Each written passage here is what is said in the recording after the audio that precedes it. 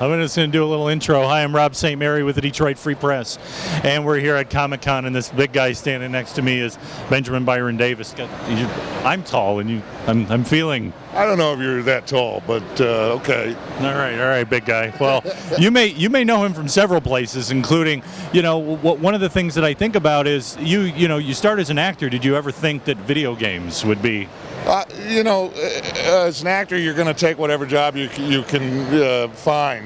But I certainly didn't anticipate. I mean, I auditioned for Dutch in 2008, but at the end of the day, it's not very different than acting. In fact, it's closer to, the misconception is that we're voice actors. And what, in fact, we did for 5 years was we'd go and we'd put on, spandex, which I made look, fantastic. You get covered with all of these balls, and then there's a helmet that these technical wizards put on your head, and it's got a camera. And so you and I would be intersecting like this on a soundstage. So, if anything, it was closer to performing in conservatory, sort of back in theater school, than it was we're memorizing the scripts, and we're doing these scenes together. We're getting up and down on horses that are oil drums with saddles on them. But it was real fun and real sort of pure make-believe. I mean, the thing that I find so fascinating about that series is it's really a return to the American myth. I mean, what is it about the Western? Well, it's the first film I think ever made was a Western. And I think there's a lot of things that the West evokes. It's a bygone era, so there's nostalgia built into it.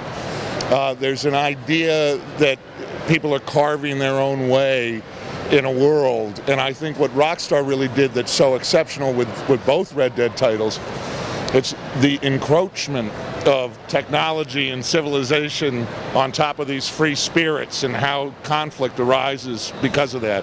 And I think that's something that's part and parcel with every Western, but really Rockstar has figured out a way, I think, to tell a unique kind of a Western story. I don't think we have any problem with encroachment of technology in our lives, do you? No. I don't know what you're talking about. I think this is the longest I've gone without looking at my phone in the past 2 days, so yeah, no problem at all. Well, talking about Comic-Con, I mean, what are some of the things that people come up to you and they're interested to know, and then things that maybe they don't understand? Well, I'd finish where we sort of started on that. I mean, a lot of people come and they ask about the booth work that we did, or because, again, voice acting has become this catch-all idea of what a video game is.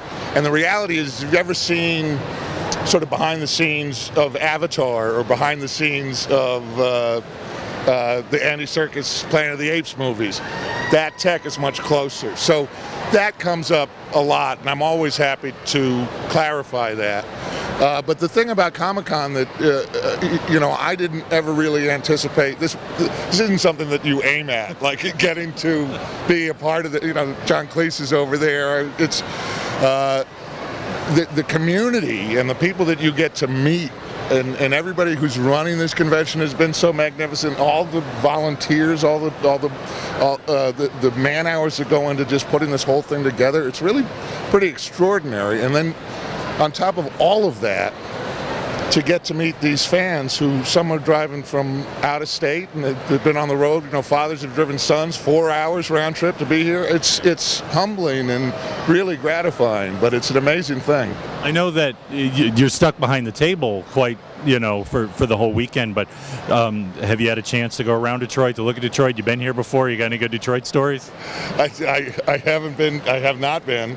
I'm going to be in trouble because I've got a friend in Lansing who's got a company, Ide Brothers, but I was supposed to see him last night, and I was so exhausted that I just went back to the hotel, and I guess it was a month or two ago, the first convention I went to, we went to Kuwait. And I feel like I didn't even get to see Kuwait because it was, you are so exhausted from the journey. You go to these towns, but you really do, it is you behind the table intersecting with them, and then you maybe have a nightcap and you go to bed, which is what I did last night. It was hardly exciting, but. Well, when you get out of here, what's the latest for you, for people that are interested in following your work? Well, I'm going to do a few more appearances on the convention circuit. Next week, I think I'm in Atlanta, and then I go to one in Hawaii. And then in terms of, I'm hopeful, Thanos didn't snap me out of existence in the Marvel universe, so I think maybe Agent Burley might have some more to do. I'd certainly be delighted to work with Randall again. And then there's a couple of wait and sees, but I don't have anything definitive, but that's not uncommon as an actor. You go from feast to famine and back again. So talk just a little bit of that real quick about your place in the Marvel Universe. How would that come together for you, and how's it been? Well, it's been a dream come true. I was a Marvel collector as a kid. I mean, the first time I ever went to a convention, I was 12, and it was Secret Wars was out. Oh, yeah. I'm dating myself, but it's hard not to. But that came about. I was loosely affiliated already because James Gunn had brought me in to do screen tests. I played Drax in screen tests for the original Guardians, for who they were hiring as Star-Lord. So I figured maybe he'd be the guy that would bring me in. But it ended up being Peyton Reed, this wonderful, wonderful director who I'd done a pilot with, I think, called Goodwin Games. And then I didn't hear from him for 3 years, and I get this phone call in the middle of while we're working on Red Dead saying they want you in Atlanta for a movie. We can't tell you what it is. And it was Ant-Man. But so that was great joy. And working with Randall Park, who is an absolute genius, as is Paul Rudd, it was a dream come true. And then on top of all of that, I'm in the Marvel Universe, so it's pretty cool. I'm all right with it. I think that's awesome. Well, the line keeps growing here at Comic-Con. Thank you so much for taking the time. Man, it's a real pleasure meeting you, and I wish I could have seen more of Detroit, but I know I'll be back, and it's a real pleasure meeting you. Yeah. Well, I'll give you one tip, and I give this tip to anyone who comes to town. If you're a music fan, you must go to the Motown Museum. Try to do that next time you come. Oh, I love Motown. I've loved it my whole life. Of course I'll do that. But it's, again, wonderful to meet you, and it's been wonderful being in Michigan and being here for this convention. Has been an honor. Well, thank you so much. And, of course, Freep.com and all of the Detroit Free Press channels. More from Motor City Comic Con coming up all throughout the day. Take care. That was a great interview, man. Thanks.